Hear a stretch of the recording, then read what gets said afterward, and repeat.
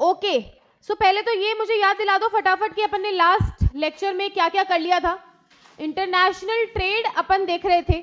International trade में बहुत सारे इकोनॉमिस्ट की बहुत सारी थ्योरीज अपन ने देखी। नाम बताओ कुछ थ्योरीज का। पहली थ्योरी कौन सी देखी थी? नहीं, मर्केंटलिस्ट देख ली थी अपन ने ऑलरेडी, है ना। उसके बाद सेकंड कौन सी देखी थी? एब्सोल्यूट एडवांटेज, जहां क्या बात कर रहे थे? हाँ, आप जिस चीज में स्पेशलाइज्ड हो, आपका प्रोडक्ट जिस चीज के अंदर एब्सोल्यूट एडवांटेज पर बन सकता है, उस कंट्री को वही प्रोडक्ट बनाना चाहिए, बाकी दूसरा इंपोर्ट कर लेना चाहिए। तीसरा अपन ने देखा था कंपैरेटिव एडवांटेज, जहां आपने देखा कि अगर एक कंट्री 100% डिसएडवांटेज में है दूसरी कंट्री के कंपैरिजन में, तो भी उनके बीच में जो ट्रेड होगा वो एडवांटेजियस हो सकता है, अगर भाई जो भी उनका अपॉर्चुनिटी कॉस्ट है, जो कंपैरेटिव एडवांटेज जिस चीज के अंदर उस डिसएडवांटेज वाली कंट्री को है, वो तो वो क्या करे? एक्सपोर्ट करे, और दूसरी चीज क्या करे? इंपोर्ट करे, है ना। And vice versa. तो ये अपन ने कंपैरेटिव एडवांटेज में देखा। फिर अपन ने देखा एचओ थ्योरी। एचओ थ्योरी में क्या देखा? हाँ, कि भाई वो बात करते हैं कि खाली लेबर वाली चीज से कुछ नहीं होता है। कुछ जो कंट्रीज होती है वो कैपिटल इंटेंसिव भी होती है, कुछ लेबर इंटेंसिव भी होती है। तो जो कैपिटल इंटेंसिव कंट्रीज है उनको क्या बनाना चाहिए? कैपिटल इंटेंसिव प्रोडक्ट्स ही बनाने चाहिए, और जो लेबर जिसमें ज्यादा है, जहां पे अच्छा है, जहां पे कम कॉस्ट में प्रोवाइड होता है, वहां उनको लेबर इंटेंसिव प्रोडक्ट्स बनाने चाहिए, और आपस में इन चीजों का फिर एक्सपोर्ट इंपोर्ट कर लेना चाहिए। उसके बाद आज अपन छोटी सी एक तो कंपैरिजन देखते हैं पहले, कंपैरेटिव कॉस्ट का और एचओ का, मतलब जो आपकी मॉडर्न थ्योरी है उसके बीच में क्या क्या कंपैरिजंस है। देखो, this the basis is the difference between countries in the comparative cost, explains the cause of difference in comparative cost as difference in the factor endowments। देखो, कंपैरेटिव कॉस्ट के अंदर खाली लेबर की हमने बात करी, खाली कंपैरेटिव कॉस्ट की हम बात कर रहे थे, हम अलग अलग फैक्टर्स जो चीजें बनाने में यूज होते हैं उसकी बात नहीं कर रहे थे। लेकिन जब मॉडर्न थ्योरी आपने देखी, बंद कर दो उसको, लेकिन जब मॉडर्न थ्योरी आपने देखी, आपने देखा कि फैक्टर एंडाउमेंट्स को भी ध्यान में रखा गया है। उसके बाद based on only labour theory, यहाँ पे मनी कॉस्ट को ध्यान में रखकर काम किया गया है, खाली लेबर को ध्यान में रखकर काम नहीं किया गया। Considered labour as the sole factor, यहाँ पे लेबर और कैपिटल दोनों को फैक्टर लेकर चला है, इसलिए इसको टू फैक्टर मॉडल भी बोलते हैं। क्या बोलते हैं? Two factor. उसमें सिंगल फैक्टर था, इसमें ड्यूअल फैक्टर है। इसके अंदर international trade is treated as quite distinct from the domestic trade. International trade is only special case of the inter regional trade. आपकी जो कंपैरेटिव थ्योरी है वहां पर इंटरनेशनल ट्रेड को एकदम अलग मानकर वो थ्योरी बनाई गई है कि डोमेस्टिक ट्रेड एकदम अलग है, वहां पे कंपैरेटिव एडवांटेज काम नहीं कर रहा, लेकिन कहां कर रहा है? इंटरनेशनल ट्रेड में कर रहा है। लेकिन जब एचओ थ्योरी बनी तो उसने उसको खाली एक एक्सटेंशन माना कि जैसे डोमेस्टिक ट्रेड होता है वैसे ही इंटरनेशनल ट्रेड भी है, खाली इंटर रीजनल है। इंटर रीजनल मतलब एक रीजन से दूसरे रीजन में। यहां पे studies only comparative cost of goods, consider the relative prices of the factors. देखो वापस वही वो मेन बातें यहां पर रिपीट होकर आ रही है। attributes the difference in the comparative advantage to differences in the productive efficiency of worker, attributes the differences in comparative advantage to the differences in the factor endowments। वो बोल रहा है कि कंपैरेटिव थ्योरी के अंदर कंपैरेटिव एडवांटेज, यार एक country advantage में है दूसरी कंट्री डिसएडवांटेज में, ये किस चीज पर डिपेंड कर रहा है? लेबर की एफिशिएंसी पर। एक घंटे में एक लेबर कितना प्रोडक्ट बना पा रहा है, इस चीज पर डिपेंड कर रहा है। और यहाँ पे एक कंट्री एडवांटेज में दूसरी डिसएडवांटेज में, कौन तय कर रहा है? वहां के फैक्टर एंडाउमेंट्स तय कर रहे हैं। It does not take into account the factor price, it takes into account the factor price. It does not provide the cause of differences, it explains the cause of differences। इसका मतलब अगर एक country में एक product एक घंटे में बन रहा है और दूसरी में वही 2 घंटे में बन रहा है, तो ये वाली थियरी कभी भी उसका रीजन नहीं दे रही, लेकिन ये दे रही है कि भाई वहां पर कैपिटल ज्यादा है या लेबर ज्यादा है, या क्या कारण है कि वो कम या ज्यादा टाइम में वो चीज बन रही है। ये नॉर्मेटिव है। नॉर्मेटिव मैंने आपको बताया, नॉर्मेटिव क्या होता है, और ये क्या है? पॉजिटिव है। इसका मतलब ये क्या है उस पर ध्यान देती है, और जो कंपैरेटिव है वो क्या होना चाहिए। अरे यार एक घंटे में इतना होना चाहिए, तो बेसिकली जो होना चाहिए वो उस पर ध्यान देती है, लेकिन ये पॉजिटिव मतलब कंक्रीट बेसिस है, जो है उस पर ध्यान दे रही है। उसके बाद लास्ट एक थ्योरी आपके इस यूनिट नंबर 1 में आती है, जिसका नाम है न्यू इंटरनेशनल ट्रेड थ्योरी। ये एकदम अलग सी है। इसके अंदर एक्चुअली क्या बोला गया है, चलो देखते हैं क्या बोला गया। देखो, the new trade theory says, क्या बोल रही है? By enlarging markets, international trade increases the competition and allows the greater exploitation of economies of scale, both of which represent gains over and above those due to comparative advantage। क्या बोला इसने? ये सीधी सी बात है। इसके कहने का मतलब है कि जितना ज्यादा मार्केट बढ़ेगा, जितना ज्यादा इंटरनेशनल ट्रेड होगा, उतने ही ज्यादा इकोनॉमीज ऑफ स्केल का फायदा लोगों को मिलेगा। इकोनॉमीज ऑफ स्केल क्या होता है? हाँ, ज्यादा वॉल्यूम ऑफ प्रोडक्ट बनाने के कारण जो मेरी फिक्स्ड कॉस्ट है वो पर यूनिट ऑफ प्रोडक्ट क्या हो जाती है? कम हो जाती है। उससे प्राइस रिलेटिवली क्या हो जाता है मेरे प्रोडक्ट का? कम हो जाता है। तो जितने कस्टमर होंगे उतना बड़ा मार्केट, जितना मार्केट है उतना मैं प्रोडक्शन करूंगी, जितना प्रोडक्शन कर पाऊंगी उतना ही मुझे इकोनॉमीज ऑफ स्केल का क्या मिलेगा? बेनिफिट मिलेगा। The new trade theory suggests that in practice many traded goods are produced by industries that are both oligopolistic and subject to external economies। देखो ये सिंपल सी यहाँ पर क्या बात बोल रहा है ना, कि इसके कहने का मतलब है कि बहुत सारी जगह ऐसी इकोनॉमी काम करती है जहां पर ऑलिगोपोलिस्टिक बिजनेस है। ऑलिगोपोलिस्टिक क्या होता है? हाँ, वेरी गुड। मतलब नॉट मोनोपोली नहीं कह सकती मैं। ऑलिगोपोलिस्टिक का मतलब है कि यार कुछ सेलर्स के हाथ में उस इंडस्ट्री की क्या है? डोर होती है बेसिकली, ठीक है? क्योंकि उनके पास कुछ ऐसे रिसोर्सेज होते हैं या कुछ इस तरह के अचीवमेंट्स होते हैं कि वो लोग मिलकर उस इंडस्ट्री को क्या करते हैं?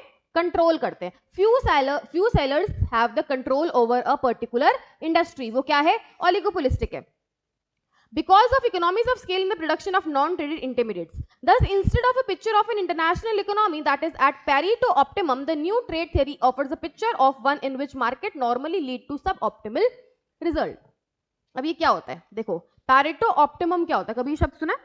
Pareto optimum इकोनॉमी किसे कहते हैं हम?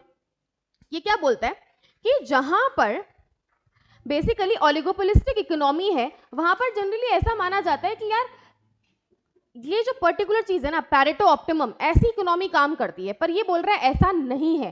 पैरेटो ऑप्टिमम क्या होता है? एक ऐसी इकोनॉमी जो इस स्टेज पर पहुंच गई है कि वहां पर अगर आप रीएलोकेशन ऑफ रिसोर्सेज भी कर दोगे ना, रीडिस्ट्रीब्यूशन ऑफ इनकम भी कर दोगे, तो भी सोसाइटी को कोई बेनिफिट नहीं होने वाला है। अब फर्दर बेनिफिट होने का कोई चांस ही नहीं है। मतलब वो पीक आ गया है कि फर्दर बेनिफिट आप किसी भी रीएलोकेशन से सोसाइटी को नहीं दे सकते हो, ऐसा माना गया है। लेकिन जो न्यू ट्रेड थ्योरी है वो एक ऐसी पिक्चर आपको ऑफर करती है जहां पर सब ऑप्टिमल रिजल्ट को भी माना गया है। सब ऑप्टिमल का मतलब होता है लेस देन ऑप्टिमल। कि यार ऐसी ये थ्योरी देंगे कि अगर आप इंटरनेशनल ट्रेड करते हो या अगर आप बिजनेस का एनलार्जमेंट करते हो बेसिकली, तो आपके पास ये पैरेटो ऑप्टिमम वाली जो इकोनॉमी है ये कभी क्रिएट नहीं ही होगी, हमेशा सब ऑप्टिमल।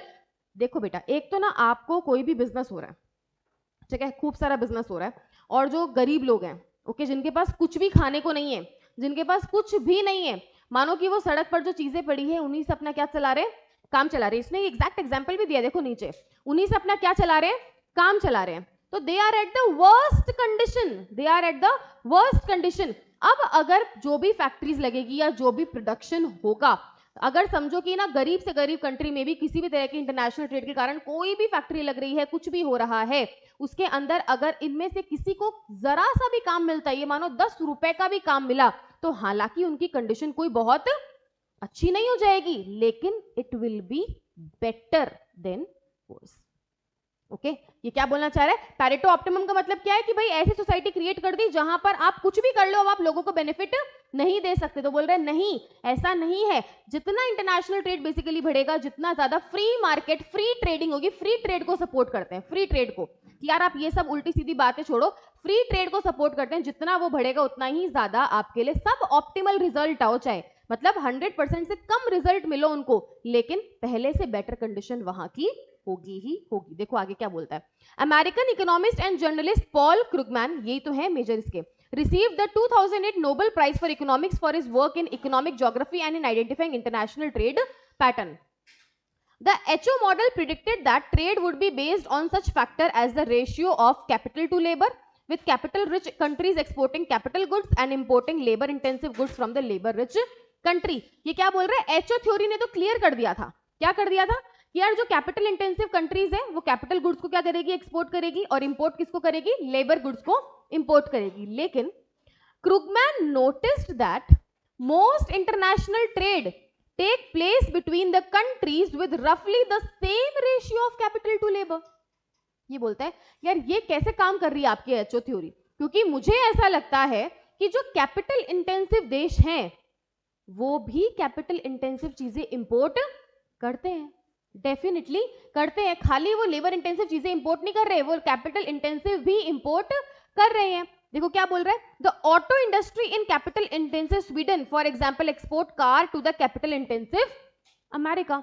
एग्जाम्पल क्या दिया इन्होंने, जो स्वीडन है, स्वीडन क्या है, कैपिटल इंटेंसिव है, फिर भी वो एक कैपिटल इंटेंसिव कंट्री अमेरिका को क्या कर रहा है, कार एक्सपोर्ट कर रहा है। मतलब दोनों ही कंट्री क्या है, दोनों ही कंट्री क्या है, कैपिटल इंटेंसिव है, और दोनों के बीच में क्या हो रहा है, ट्रेड हो रहा है। उसके बाद while Sweden customers also import car from America, this is particularly true in the key economic sectors in India such as electronics, IT, food, automotive. आप इंडिया में भी किसी भी इंडस्ट्री को ले लो, क्या हम लेबर इंटेंसिव प्रोडक्ट इंपोर्ट नहीं करते, क्या हम कैपिटल इंटेंसिव प्रोडक्ट इंपोर्ट नहीं करते, करते ही करते हैं। तो ये बोल रहा है कि ऐसा नहीं है, इसीलिए Krugman always defended free trade. Free trade का मतलब ऐसा नहीं है कि फ्री में, मुफ्त में, ओके।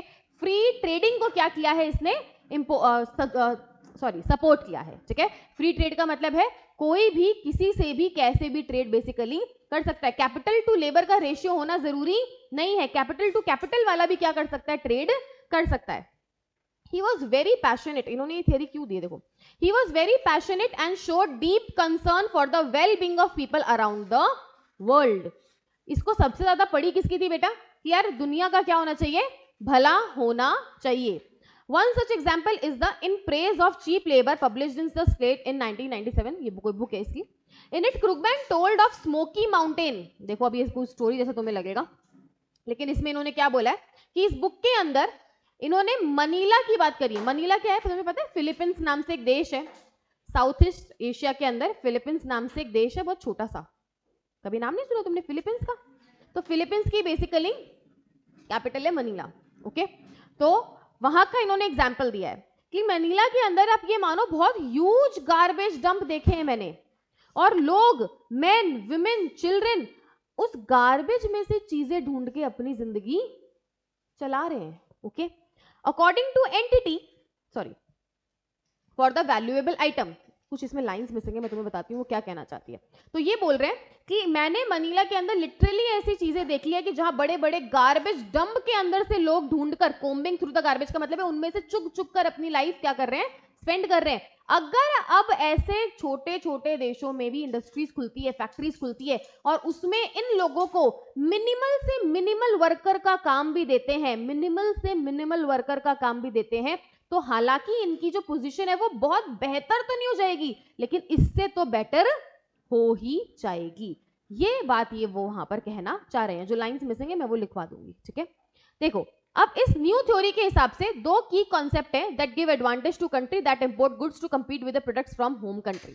पहला इकोनॉमीज ऑफ स्केल और दूसरा नेटवर्क इफेक्ट। जब भी आप कभी भी इंपोर्ट करते हो, एक्सपोर्ट करते हो, तो दो तरह के बेनिफिट आपको हमेशा देखने को मिलेंगे। एक है इकोनॉमीज ऑफ स्केल, ये मैंने आपको बता दिया इकोनॉमीज ऑफ स्केल क्या होता है, और दूसरा है नेटवर्क इफेक्ट। नेटवर्क इफेक्ट का मतलब है एक प्रोडक्ट 4 लोग यूज कर रहे हैं और एक प्रोडक्ट 4000 लोग यूज कर रहे हैं, किसकी वैल्यू ज्यादा होगी? जितने ज्यादा कंज्यूमर उतनी ही ज्यादा उस चीज की क्या बढ़ती है, वैल्यू बढ़ती है। तो भाई जब भी आप फ्री ट्रेड करते हो, जब भी आप इंटरनेशनल ट्रेड करते हो, तो इकोनॉमीज ऑफ स्केल के साथ साथ नेटवर्क इफेक्ट का फायदा भी आपको मिलता है, जिसका मतलब है द वैल्यू ऑफ प्रोडक्ट और service is enhanced as the number of individual using it increases. जैसे जैसे उसको यूज करने वाले लोग बढ़ते जाएंगे, वैसे वैसे उसकी वैल्यू भी इनहांस होती जाएगी। इस बात को बैंडवेगन इफेक्ट भी बोला जाता है। इस बात को इसको हाईलाइट कर लो ना, ये सब छोटे छोटे एमसीक्यूज ही आते हैं, कॉन्सेप्चुअल तो फिर भी, लेकिन ये छोटे छोटे वर्ड्स टाइप के जो एमसीक्यूज होते हैं जरूर पूछे जाते हैं। बैंडवेगन इफेक्ट भी बोला जाता है। तो एक्चुअली इन्होंने बहुत मिक्सअप बातें करी अपनी इस थ्योरी के अंदर, जहां इन्होंने बोला है कि ओलिगोपोलिस्टिक इकोनॉमीज देखने को मिलती है बहुत सारे कारणों के कारण, जिसके कारण ऐसा माना जाता है कि पैरेटो ऑप्टिमम इकोनॉमी क्या हो जाएगी, क्रिएट हो जाएगी। लेकिन ऐसा है कि सब ऑप्टिमल रिजल्ट भी अगर आपको मिलता है इंटरनेशनल ट्रेड से, तो वो करना क्या होता है, हमेशा बेनिफिशियल ही होता है। जो फिर इन्होंने मनीला वाला एग्जांपल यहाँ पे दिया अपनी बुक के अंदर कि भाई कुछ भी ना होने से तो कुछ होना बेहतर है। और आपको ये थियरी ये भी बताती है कि दो चीजों का फायदा मिलता है बेसिकली इंटरनेशनल ट्रेड के अंदर, सबसे ज्यादा वो क्या है, इकोनॉमीज ऑफ स्केल और नेटवर्क इफेक्ट। उसकी वैल्यू बढ़ती जाती है, बढ़ती जाती है, बढ़ती जाती है, जैसे जैसे उसकी कंज्यूमर बेस क्या होता जाता है, बढ़ता जाता है। इसके आगे के जो लाइन मिसिंग है मैं आपको लिखवा दूंगी। स्टोरी तो मैंने सुनाई दी, खाली वो लिखना है खाली आपको, ठीक है, मैं लिखवा दूंगी, वैसे आपकी मॉड्यूल में है।